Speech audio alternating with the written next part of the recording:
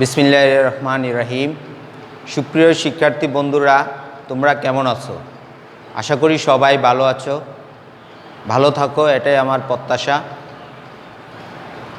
ইলিয়টগঞ্জ রাবি school কর্তৃক আয়োজিত online ক্লাসে সকলকে স্বাগতম। আজকে আমরা সপ্তম শ্রেণীর গণিত বিষয়ের বীজগণিতীয় ৬.১-এর সমহর বিশিষ্ট ভগ্নাংশে প্রকাশকরণ এই সম্পর্কে আলোচনা করব। তো প্রথমত আমাদেরকে জানতে হবে সমহর মানেটা কি। সমহর হলো যে ভগ্নাংশের দুটা হর সমান থাকবে, যেটা দুইটা ভগ্নাংশের হর সমান থাকবে। এখানে আমি বোর্ডের মধ্যে লিখে রেখেছি, দেখো কতগুলো প্রশ্ন। তার মধ্যে দেখো এখানে হর দেওয়া আছে বিসি, লব দেওয়া আছে এ। এখানে হর দেওয়া আছে এসি, লব দেওয়া আছে এ। হরগুলা ঠিক নাই কিন্তু লবগুলা ঠিক আছে, তাহলে এখানে কিন্তু হর সমান না। তাই এখন আমাকে বলছে সমহর। সমহর মানে সব হর সমান হতে হবে, অর্থাৎ এটার জন্য যদি বিসি থাকে এটার জন্য বিসি করতে হতে হবে, অথবা এটার জন্য যদি এবিসি হয় এটার জন্য এবিসি হতে হবে, তাহলে সেটা হবে সমহর। তাহলে সমহর বিশিষ্ট ভগ্নাংশে তাহলে আমরা বলতে পারি যে সকল ভগ্নাংশের হরগুলো সমান তাকে বলা হয় সমহর বিশিষ্ট ভগ্নাংশ। তাহলে আমাদের এখানে বোর্ডে 11 নম্বর প্রশ্ন অঙ্কটা দেখো, আমরা এটাকে সমাধান করি বা সলভ করি। প্রথমত দেওয়া আছে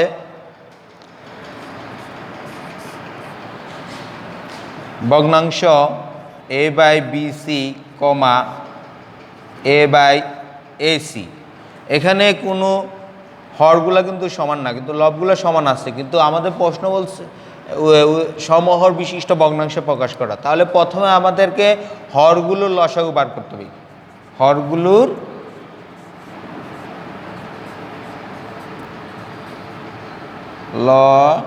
লসাগু অর্থাৎ হর কি কি বিসি কমা এসি।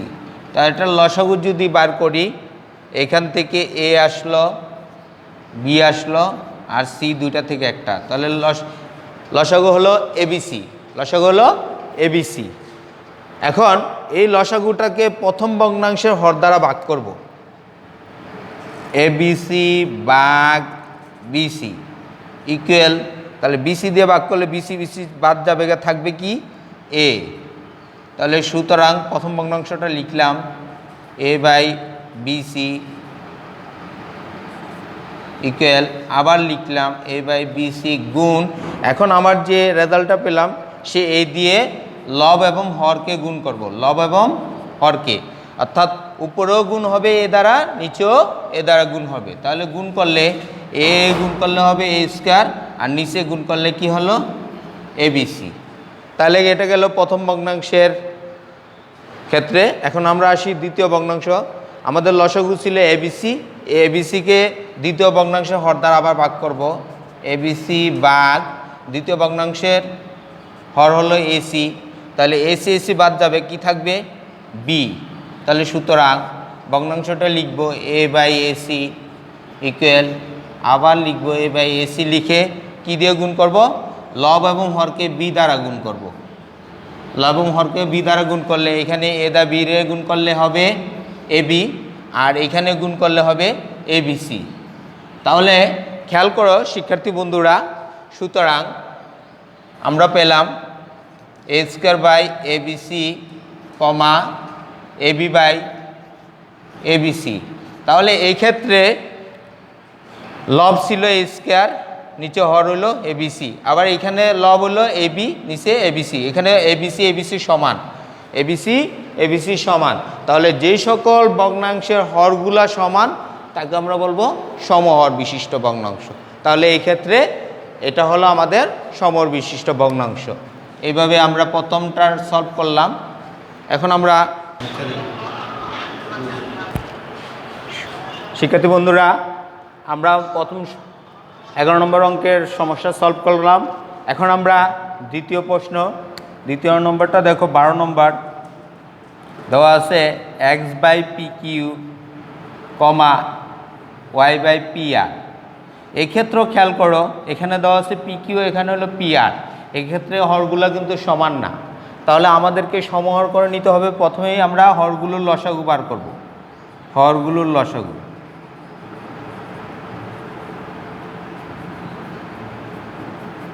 হরগুলোর লসাগু কি?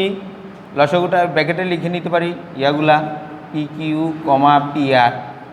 এর লসাগু যদি বার করি, এখানে দুইটা পি দেওয়া আছে, একটা পি কমন, তারপরে কিউ, তারপর আর, তাহলে হরগুলোর লসাগু পাইলাম পি কিউ আর। এখন পি লসাগুটাকে প্রথম ভগ্নাংশের হর দ্বারা ভাগ করব। পি কিউ আর ভাগ পি কিউ, তাহলে ভাগ করলে পি কিউ বাদ থাকবে কি আর। তাহলে সুতরাং ভগ্নাংশটা লিখব x by P q equal x by P q গুণ, অর্থাৎ লব এবং হরকে আর দ্বারা গুণ করব, উপরও আর নিচেও আর, তাহলে গুণ করলে হবে পি কিউ আর উপরে গুণ করলে আর এক্স। তাহলে এটা গেল প্রথম ভগ্নাংশের ক্ষেত্রে। এখন আসে দ্বিতীয় ভগ্নাংশ। দ্বিতীয় ভগ্নাংশকে আবার লসাগুটাকে প্রথম ভগ্নাংশ দ্বিতীয় ভগ্নাংশে হর দ্বারা ভাগ করব।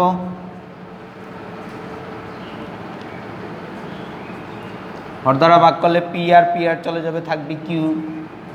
সুতরাং y by P r equal, আমি আবার ভগ্নাংশটা লিখবো ওয়াই বাই পি আর। এখন লব এবং হরকে কিউ দ্বারা গুণ করব।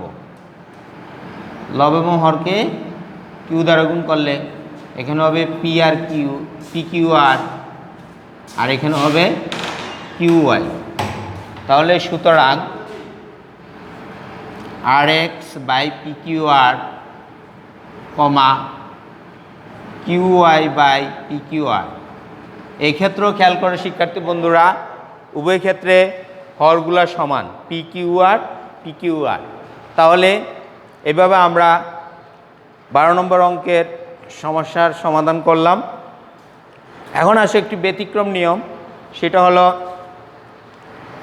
13 নম্বরের ক্ষেত্রে খেয়াল করো, দেওয়া আছে a by a minus b comma b by a plus b. এখন শিক্ষার্থী বন্ধুরা, আমাদের সর্বপ্রথমে কি কাজটা করতে হবে? সর্বপ্রথম কাজটা করতে হবে হরগুলোর লসাগু বার করতে হবে, হরগুলোর লসাগু। তাহলে আমরা 13 নম্বর অঙ্কের সমস্যার সমাধান করি। A by a minus b comma b by a plus b. তাহলে সর্বপ্রথম আমরা হরগুলোর লসাগু বার করি। হরগুলোর লসাগু, তাহলে এখানে দেওয়া আছে এ মাইনাস বি, এখানে হলো এ প্লাস বি, অর্থাৎ এ plus B a minus B, এটা হলো হরগুলোর লসাগু। এখন হরগুলোর লসাকে প্রথম ভগ্নাংশের হর, প্রথম ভগ্নাংশের হর কি? এ মাইনাস বি দ্বারা ভাগ করব। তাহলে এ প্লাস বি ভাগ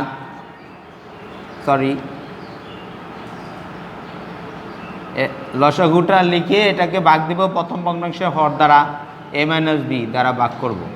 তাহলে এ মাইনাস বি চলে যাবে, থাকবে কি? A plus B. সুতরাং এখন প্রথম ভগ্নাংশটা লিখব এ into a plus B a into a minus B equal আবার এ ইন্টু এ মাইনাস বি গুণ এ প্লাস বি দ্বারা হর এবং লবকে গুণ করব। এ প্লাস বি, তাহলে গুণ করলে এখানে হলো এ plus B into a minus B, আর এখানে এ দিয়ে গুণ হবে, এ দিয়ে এর গুণ করলে এ স্কোয়ার প্লাস এ দিয়ে বি রে গুণ করলে এ বি। তাহলে এখানে হর পেলাম এ plus B into a minus B. আবার লসাগুটাকে দ্বিতীয় ভগ্নাংশ এ প্লাস বি দ্বারা ভাগ করব। লসাগুটাকে দ্বিতীয় ভগ্নাংশ হলো এ প্লাস বি, ভাগ করলে এ প্লাস বি বাদ থাকবে, তাহলে থাকবে এ মাইনাস বি। সুতরাং ভগ্নাংশটা হলো b by a plus b equal b by a plus b. এখন আমরা গুণ করবো কি দিয়ে? হর এবং লবকে এ মাইনাস বি দিয়ে গুণ করব।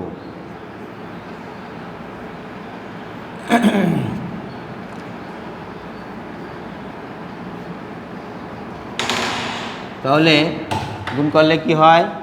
এ plus B a minus B. এখন উপরের ক্ষেত্রে এখানে গুণ হবে, বি দিয়ে গুণ হবে এই দুটাকে।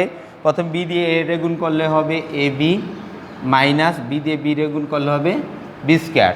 তাহলে শিক্ষার্থী বন্ধুরা লক্ষ্য করো, উভয় ক্ষেত্রে কিন্তু এ plus B into a minus B, a plus B into a minus B, অর্থাৎ হরগুলো সমান। তাহলে আমরা 13 নম্বর অঙ্কের সমস্যার সমাধান করলাম, সেই ক্ষেত্রে হরগুলো কি হয়েছে? সমহর হয়েছে, অর্থাৎ উভয় ক্ষেত্রে হর সমান। লবগুলো তো ভিন্ন হতে পারে, কিন্তু হরগুলো কি হতে হবে? সব সমান হতে হবে। তাহলে 13 নম্বর অঙ্কের সমস্যার সমাধান করলাম। এখন আসো একটু ব্যতিক্রম নিয়মে, সেটা হলো 15 নম্বর তোমাদের বইয়ের 6.1 অধ্যায়ের 15 নম্বর অঙ্কটা একটু সবাই খেয়াল করো। হরগুলো লসাগু এই ক্ষেত্রে দেখো, এখানে দেওয়া আছে এ into a minus two B, এখানে দেওয়া আছে এ প্লাস টু বি, অর্থাৎ কোনোটারই কমন নাই। কিন্তু যেহেতু কোনো কমন নাই তাহলে সবগুলোই বসবে, এ into a plus two b a minus two b. তাহলে এটা পেলাম আমাদের হরগুলোর লসাগু। এখন এই হরগুলোর লসাগুকে প্রথম ভগ্নাংশের হর দ্বারা ভাগ করব। এ into a plus two b a minus two B ভাগ প্রথম ভগ্নাংশের হর হলো এ into a minus two b. তাহলে এ ইন্টু মানে এ বাদ চলে যাবে, এ মাইনাস টু বি বাদ যাবে, থাকবে কি? A plus two b, a plus two b. তাহলে সুতরাং প্রথম ভগ্নাংশটা আমার ছিল এটা, x square by a into a minus two b সমান, আবার লিখব গুণ মাইনাস টু বি, গুণ করব কি দিয়ে? এ প্লাস টু বি দিয়ে, এ প্লাস টু বি, এখানেও এ প্লাস টু বি, অর্থাৎ হর এবং লবকে এই সংখ্যা দ্বারা গুণ করব। তাহলে গুণ করলে কি পাই? এ into a plus two b a minus two b. আর এদিকে কি পাই গুণ করলে? এ দিয়ে এক্স স্কোয়ারে গুণ করলে a x square plus two b x square, এটা। তাহলে গেল এটা আমার প্রথম ভগ্নাংশের হর। এরপর আসো দ্বিতীয় ভগ্নাংশের ক্ষেত্রে দেওয়া আছে কি? হর এ প্লাস টু বি। তাহলে লসাগুটাকে এ প্লাস টু বি দ্বারা ভাগ করব। তাহলে লসাগুটা লিখে আগে, এ into a plus two b a minus two B ভাগ দ্বিতীয় ভগ্নাংশের হর এ প্লাস টু বি দ্বারা ভাগ করব। তাহলে এ প্লাস টু বি ভাগ থাকবে কি? A into a minus two b, a into a minus two b. তাহলে সুতরাং দ্বিতীয় ভগ্নাংশটা y square by a plus two b সমান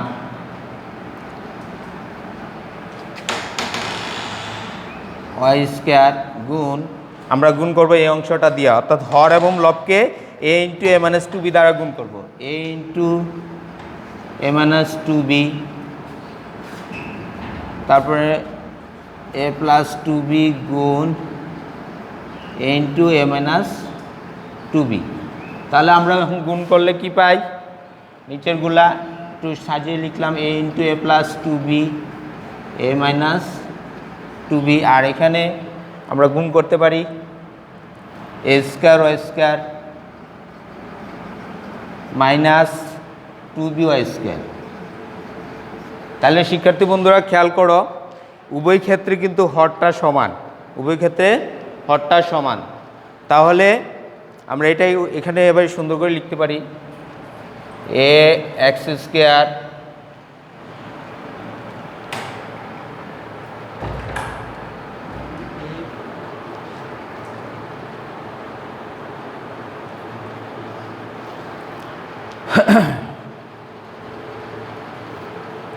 হবে।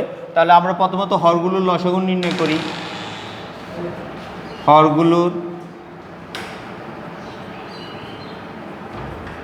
লসাগু। হরগুলোর লসাগু কী হবে? দেখো এখানে এ আনকমন, তাহলে প্রথমে এ বসে দিলাম। a+2 দুইটা থেকে একটা কমন, a+2, আরটা হলো a-2। এ হলো আমাদের লসাগু। এখন লসাগুটাকে প্রথম ভগ্নাংশের হর দ্বারা ভাগ করব। তাহলে লসাগুটা লিখি আগে, a × a+2 a-2 ভাগ প্রথম ভগ্নাংশের হর। প্রথম ভগ্নাংশের হর কি? a+2 a-2, a+2 a-2 ভাগ দিলে কি পাওয়া যায়? a+2 বাদ, a-2 বাদ, তাহলে কি থাকে? a। তাহলে এ দিয়ে এই ভগ্নাংশটাকে লব এবং হরকে গুণ হবে। তাহলে সুতরাং ভগ্নাংশটা লিখে নেই,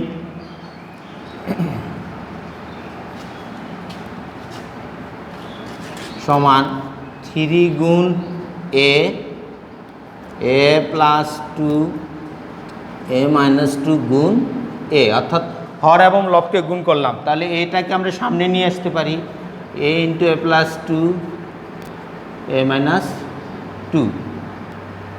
তাহলে এখানে 3a দিয়ে এর গুণ করলে 3a।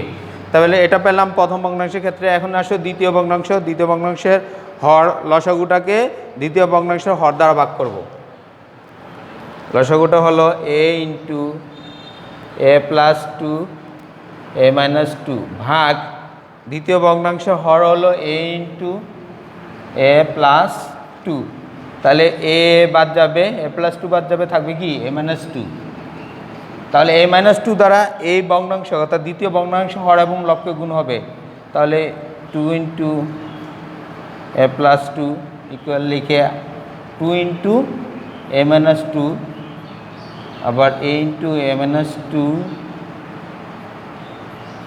গুণ হবে a-2 দ্বারা গুণ করলে a × a+2 a-2। তাহলে এখানে গুণ হবে,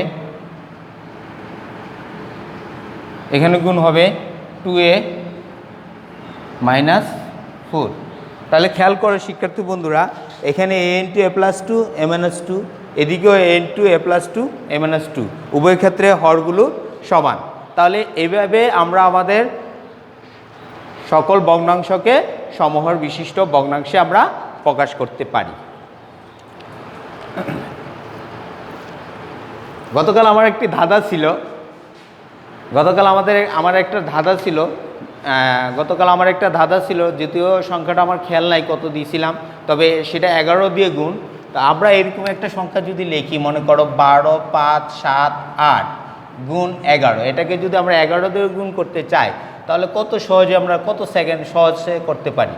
প্রথমত খেয়াল করো শিক্ষার্থী বন্ধুরা, এটা আমরা এইভাবে করতে পারি, 8কে 8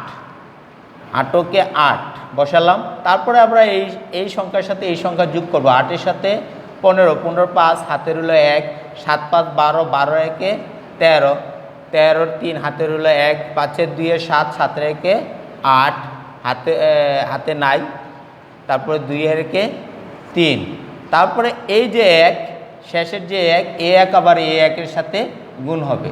তাহলে রেজাল্ট হবে 13 একক দশক শতক হাজার অযুত লক্ষ, 1,38,358। আমরা সহজে এইভাবে আমরা যে কোনো সংখ্যাকে 11 দিয়ে গুণ করতে পারি। তো ধন্যবাদ সকল শিক্ষার্থীকে। পরবর্তী ক্লাস দেখার জন্য সকলকে আমন্ত্রণ জানিয়ে আমি আমার এখান থেকে আজকে ক্লাস থেকে বিদায় নিচ্ছি। আল্লাহ হাফেজ। সবাই ভালো থাকো, সুস্থ থাকো, এই প্রত্যাশায়। আল্লাহ হাফেজ।